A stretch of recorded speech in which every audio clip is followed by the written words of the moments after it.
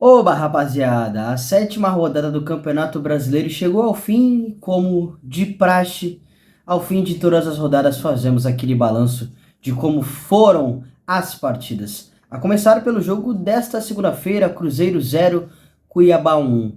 Jogo ruim do Cruzeiro, né? Eu vinha elogiando as partidas que o Cruzeiro vinha fazendo, inclusive na derrota contra o Fluminense em casa, no Mineirão. O Cruzeiro jogou bem naquela partida, mas não conseguiu o resultado. Já hoje, diante do Cuiabá, não foi um jogo legal. É claro que tem toda aquela questão do gramado muito ruim, a Arena do Jacaré. Inclusive, é vergonhoso uma equipe de Série A do Campeonato Brasileiro jogar num gramado tão ruim como esse. É claro que tem toda a questão do Ronaldo envolvendo o Mineirão, toda essa rixa, essa briga, enfim. Mas de qualquer forma, é inaceitável uma equipe gigante como o Cruzeiro, também o Cuiabá, que está na Série A do Campeonato Brasileiro, atuar nesse gramado tão ruim. E o gramado, de fato, dificultou o jogo do Cruzeiro. A gente sabe que é uma equipe mais técnica, que gosta de ter um jogo de mais paciência com bola no chão, e dificultou, porque naturalmente você vai ter a posse, mas vai ter dificuldade para implementar uma velocidade nesse jogo.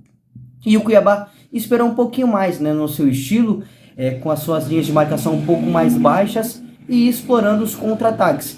Incomodou, agrediu, finalizou, chegou o gol com o Daverson lá no primeiro tempo. Na segunda etapa explorou mais essa questão psicológica do Cruzeiro, né? O Cruzeiro se mandou pro ataque, o técnico Pepa colocou dois centroavantes, tanto o Gilberto quanto o Henrique Dourado atuaram juntos, Bruno Rodrigues de um lado, o Wesley do outro. Depois o Wesley saiu e o Nicão entrou, mas faltou um pouco mais de criação para o Cruzeiro.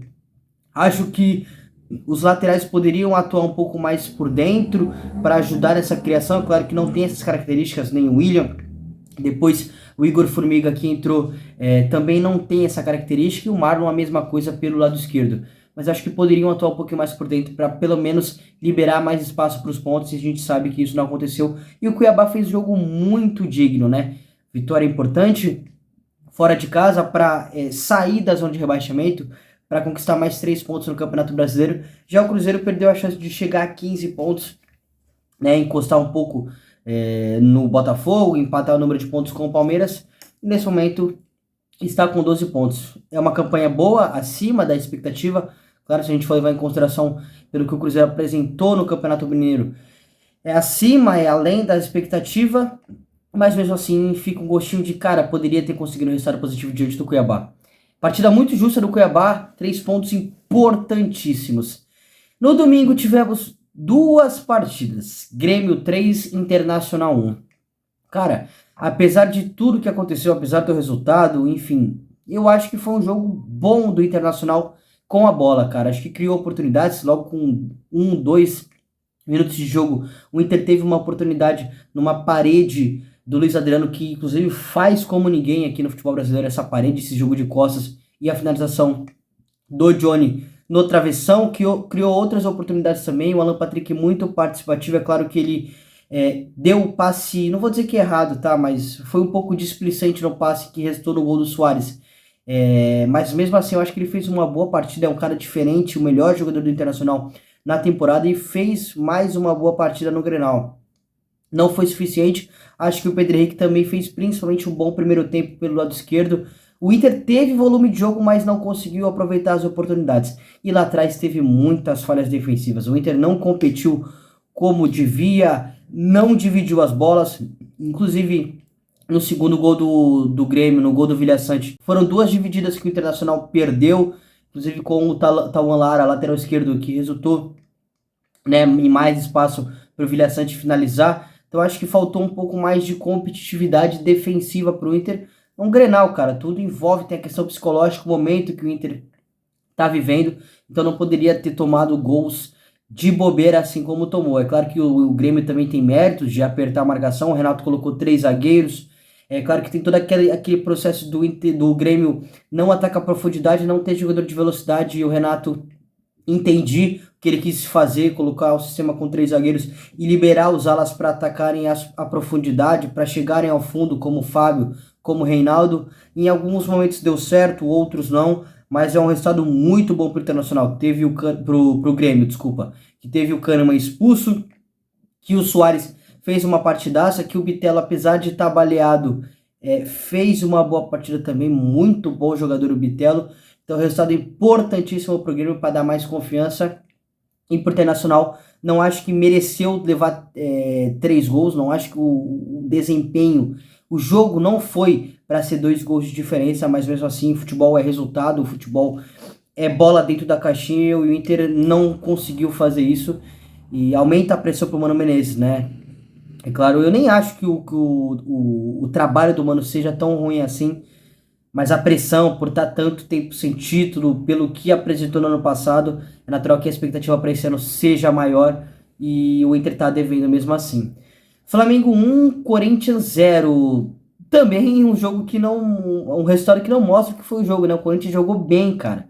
O técnico Luxemburgo abriu o Maicon, né? Mudou o sistema de marcação, marcou com 2 linhas de 4, com o Adson pelo lado direito, Fausto Vera e Paulinho mais por dentro e o Maicon aberto pelo lado esquerdo, deixou o Roger Guedes e Yuri aberto mais à frente para puxarem os contra-ataques e funcionou. O Corinthians incomodou, marcou bem, criou oportunidades, finalizou, teve uma jogadaça coletiva do Corinthians que terminou com cruzamento do Matheus, cruzamento barra finalização do Matheus Bidu, que o goleiro Santos defendeu, inclusive o árbitro não deu escanteio e foi, mas foi um jogo muito digno do Corinthians, cara. Acho que até que foi melhor que o Flamengo dentro das hipóteses. O Flamengo teve muita dificuldade para criar. É claro que tinha bastante desfalque, Everton Ribeiro, o Arrascaeta, 2 caras que são fundamentais para criar oportunidades para o Flamengo, não atuaram por lesão. E o Flamengo se mostrou uma equipe bastante travada, né? Faltou soluções, faltou um pouco mais de movimentação. É claro que tem toda aquela questão do modelo de jogo do São Paulo, ele não bater com as características do elenco. E o Flamengo teve dificuldade. Chegou ao gol já nos acréscimos do segundo tempo, com o Léo Pereira, que estava machucado. O São Paulo pediu para ele jogar mais à frente, para jogar praticamente centroavante, para fazer número realmente. E no vamos que vamos, no oba-oba, o Flamengo conseguiu chegar ao gol da vitória com o gol de cabeça do Léo Pereira. Mérito do Flamengo por acreditar até o fim, demérito do Corinthians por ter essa desatenção no finalzinho da partida. Pelo que o Corinthians apresentou, não merecia ter saído do Maracanã com o resultado negativo, mas como eu já tinha dito entre Grêmio e Internacional, futebol é bola dentro da caixinha e faltou um pouco mais de psicológico do Corinthians para segurar o resultado. Sair do Maracanã com o resultado, com um empate, não seria um resultado tão ruim. Claro que a nível do campeonato sim, pela situação do Corinthians, mas assim, a derrota é um resultado péssimo para o Corinthians, que permanece na zona de rebaixamento, e o Flamengo sobe um pouquinho mais na tabela. Aí tivemos outros 3, 6, 7 jogos no sábado. A começar pelo clássico Santos e Palmeiras 0-0. Um clássico morno, né? O auxiliar do Abel, que ficou no banco de reservas, o Abel estava suspenso, reclamou da Vila Belmiro, reclamou do gramado, enfim. Mas de qualquer forma foi uma partida ruim do Palmeiras, né? Deixou a desejar, criou poucas oportunidades. Em alguns momentos o Santos foi melhor na partida, principalmente com velocidade, explorando as pontas com o Ângelo pelo lado direito, com o Lucas Braga pelo lado esquerdo, o Lucas Lima apoiando o ataque também, Lucas Pires pelo lado esquerdo lateral apoiando, chegando, e acho que o Santos se incomodou, cara, principalmente no primeiro tempo. Na segunda etapa o técnico Odair Helma teve que mexer e o Santos também já não tinha jogadores de velocidade para contra-atacar, e aí o Peixe caiu de rendimento, né? Não conseguiu mais incomodar o Palmeiras, viu o Palmeiras atuar mais no campo de ataque. Acho que faltou soluções pro Verdão também. Foi uma boa partida do Dudu, talvez o único cara de frente que destoou um pouquinho. O Veiga fez uma partida abaixo, o Rony também, o Endrick que entrou depois a mesma coisa. O Arthur até foi um pouquinho melhor que tanto o Rony e Veiga, mas mesmo assim só o Dudu destoou, mas as jogadas se concentraram muito nele, né? Faltou também alternativas, opções pro Palmeiras criar oportunidades, mas de qualquer forma mantém, né? São 13 jogos sem perder, mais uma sequência invicta do Verdão.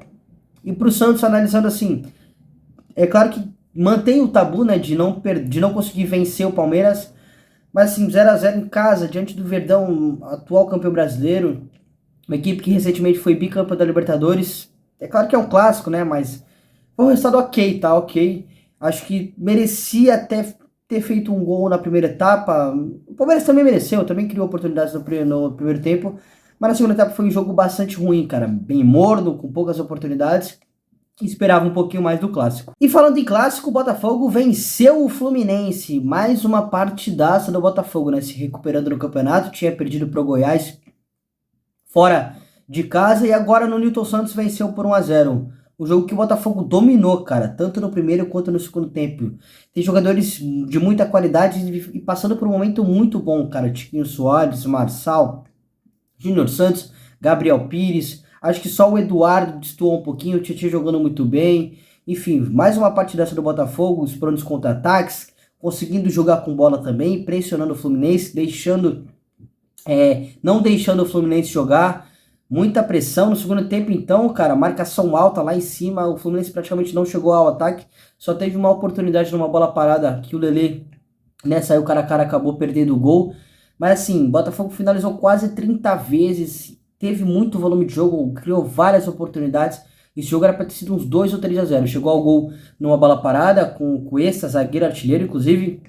Cara, é inacreditável, esse cara tava, né, encostado no Internacional, chegou pro Botafogo, resolveu, ele e Adrielson estão fazendo uma dupla de zaga fantástica, fenomenal. E decidiu pro Botafogo, né, uma vitória importantíssima para ampliar a vantagem na liderança. Agora são 3 pontos à frente do Palmeiras, o Botafogo chegou a 18 dos 21 disputados, início de campeonato muito animador. Já o Fluminense tinha os desfalques, né, Marcelo não atuou, outros jogadores não atuaram, no meio campo também tinha bastante desfalque. Foi uma partida ruim do Fluminense, né, não conseguiu fazer o seu jogo. É claro que tem o mérito do Botafogo de fazer essa pressão, impedir, tirar a tranquilidade do Fluminense, mas de qualquer forma o Tricolor não conseguiu fazer o que costuma fazer nas partidas. E, bom, acho que foi um resultado justo, tá? Até acho que o Botafogo merecia fazer mais gols na partida, mas os 3 pontos do Botafogo foi o que realmente o jogo apresentou. América Mineiro 2, Fortaleza 1, até que enfim o América desencantou, hein? Até que enfim conseguiu sair da lanterna, chegou a 4 pontos no campeonato, resultado importantíssimo para dar um pouco mais de confiança pro Coelho. O Coelho que mesclou o time, né? O técnico Wagner Mancini mexeu, até porque tem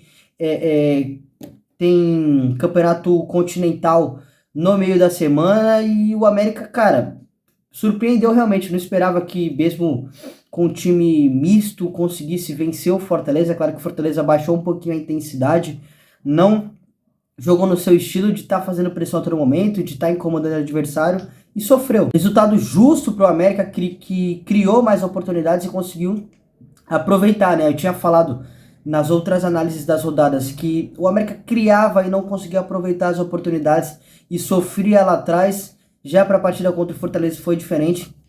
Até que enfim, né, o desempenho mostrou, o resultado mostrou que o desempenho já apresentava. Para o Fortaleza, resultado ruim, claro, obviamente, fica no meio da tabela, e já para o América, resultado importantíssimo para dar confiança. Coritiba 1, Atlético Mineiro 2, o Coxa tá vivendo um momento muito complicado, cara. Mais uma partida, mais uma derrota, é a única equipe no campeonato que não venceu ainda, tá na lanterna. Que situação complicada, cara, e assim, o maior investimento da história do Coxa.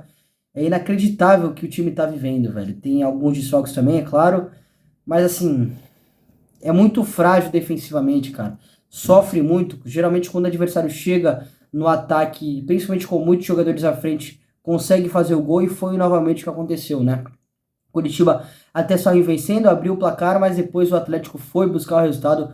E um resultado muito bom para o Atlético Mineiro, né? Que vem numa sequência boa, engatando vitórias, já subindo lá na tabela, tá em quarto, quinto, sexto, enfim. Então o Atlético conseguindo emplacar uma sequência boa do trabalho do técnico do Eduardo Cudê. Vamos ver se vai conseguir. Tá contando com a volta de jogadores, o Dodô já atuou, o Arana tá voltando, já tá treinando com o grupo, então provavelmente aí nas próximas rodadas o Atlético deve ter todo o elenco à disposição. São Paulo 4, Vasco 2. Meus amigos, o São Paulo ainda não perdeu nas mãos do Dorival Júnior, né? Mais uma vitória importante, com o Rodrigo Nestor atuando aberto. Inclusive o Nestor é um cara muito polivalente, né? Já fez várias funções no São Paulo. Segundo volante, primeiro volante, meia mais centralizado como 10. Agora atuando aberto, e ele fez um dos gols, né, do São Paulo. Fez o segundo gol do São Paulo que já tinha aberto o placar. Uma boa partida do Tricolor, é claro que deixou em algum momento da partida o Vasco empatar, mas depois conseguiu com um golaço do Beraldo de cabeça. Inclusive, esse moleque é muito bom jogador, zagueiro canhoto de muita qualidade, seleção de base. Esse moleque tem um potencial enorme para chegar no mais alto nível lá na Europa. E depois ainda fez o quarto gol com o Juan, resultado importantíssimo para o São Paulo, que sobe na tabela também, já está ocupando a primeira metade. Bom, o Dorival conseguiu em pouco tempo encaixar essa equipe. É claro que ainda é muito cedo, ele está implementando o que ele quer, o que o elenco também pode apresentar, mas a gente já vê que o São Paulo já tem um pouco de trabalho, tem triangulação, a equipe consegue chegar ao ataque com um pouco mais de clareza, e lá atrás está sofrendo cada vez menos, apesar de ter sofrido 2 gols do Vasco da Gama. Já para o Vasco, uma situação muito complicada, tem desfalques, jogadores na seleção sub-20, jogadores importantes, inclusive, né? E, cara, o Vasco é uma situação complicada, né? Subindo da Série B para a Série A agora, virando SAF, apesar de ter um investimento grande, não foram jogadores de tanta qualidade assim que foram contratados, jogadores ainda que são jovens e não têm tanta experiência assim, e vai sofrer. O Vasco, de fato, vai sofrer na Série A do Campeonato Brasileiro. Mais uma vez se mostrou frágil defensivamente. Até acho que foi uma boa partida do Galarza, tá? Claro que ele teve envolvimento negativo no primeiro gol do São Paulo, mas fez o gol dele depois. Mas assim, cara, o Vasco tem. É complicado falar isso pro torcedor vascaíno, porque há muito tempo o torcedor é castigado, Série B, muitos anos. Mas assim, cara, é de praxe. O torcedor vascaíno vai ter que ter paciência, porque o elenco não foi montado para conquistar tantas coisas. A luta deve ser contra o rebaixamento, sim. E o Vasco precisa conquistar resultados em casa, né? Claro que perdeu para o Bahia, um resultado muito ruim em São Januário. E, bom, vai jogar agora dentro com o apoio da sua torcida, dentro do seu gramado em São Januário. E precisa, cara, precisa vencer em casa, porque fora de casa o Vasco é uma equipe muito frágil e se mostrou mais uma vez diante do São Paulo. Tá lá na zona, tá perto da zona de rebaixamento, lá na segunda metade da tabela. Então, uma situação complicada para o Vasco da Gama. Red Bull Bragantino 2, Atlético Paranaense 0. O Atlético Paranaense foi com o time misto, né? E era a oportunidade para o Bragantino conseguir espantar essa seca de vitórias, né? E venceu. Com uma boa partida do Sacha, com o Matheus Fernandes participando, com o Bruninho, enfim, jogadores de qualidade, apesar da grande maioria do elenco do Bragantino ser de jogadores jovens. E conseguiu uma vitória importantíssima em casa, no Abi Abichedi. Era a oportunidade que tinha, né, cara? O Atlético, que é uma equipe muito forte, foi com o time misto, jogando fora de casa. A gente sabe como tem uma diferença de desempenho do Atlético jogando no seu gramado e jogando fora do seu mando de campo. E foi um resultado muito importante para o Bragantino, né? Conseguindo se afastar ainda mais do rebaixamento, pintando na 11ª e 12ª colocação. Pedro Caixinha implementando seu estilo. É claro que é natural que o Bragantino vá oscilar, são jogadores muito jovens, já citei isso aqui, mas é um time bom, cara, tem qualidade sim. E o mais importante, cara, quando tem a oportunidade de vencer, quando enfrenta equipes que são inferiores tecnicamente, ou quando uma equipe grande dá bobeira, ou como outras equipes que vão para enfrentar o Bragantino com a equipe mista, ele vai lá e consegue um resultado positivo, e isso é importante. Resultado muito bom. Já para o Atlético Paranaense assumiu o risco, né? O técnico Paulo Turra mexeu, colocou jogadores de reserva para jogar, então assumiu o risco de perder fora de casa o Atlético que vinha tendo uma sequência muito boa no Campeonato Brasileiro. E o primeiro jogo da rodada, Bahia 1, Goiás 1. Postura muito boa do Goiás, hein? É claro que eu já falei aqui várias vezes que tecnicamente é uma das piores equipes do Campeonato Brasileiro, mas é uma das equipes mais organizadas, cara. Marcando bem, tirando os espaços do Bahia, contra-atacando, retendo essa bola, tendo paciência também quando recuperava a posse de bola. Uma equipe que sabe o que fazer, com o Dieguinho aberto pelo lado direito, com o Palácios por dentro, com o Matheus Peixoto também. Então, uma equipe que sabe, com o Maguinho pela lateral direita, Sandri pela lateral esquerda, Lucas Halter. Esse cara é muito bom zagueiro novo, jovem, promissor. Então é uma equipe muito equilibrada, muito... o Goiás sabe o que fazer, cara. Claro que Quem está no comando técnico é o interino ainda. Depois da saída do Guto Ferreira, o Goiás não efetivou ninguém, mas é uma equipe que tem uma cara, que sabe o que faz em campo. Já o Bahia, atuando em casa, teve dificuldade, cara. O técnico Renato Paiva mexeu na equipe, recuou o Cauli para jogar de volante, abriu Biel pelo lado esquerdo, o Ademir pelo lado direito e centralizou o Everaldo nesse 3-4-3 do Bahia.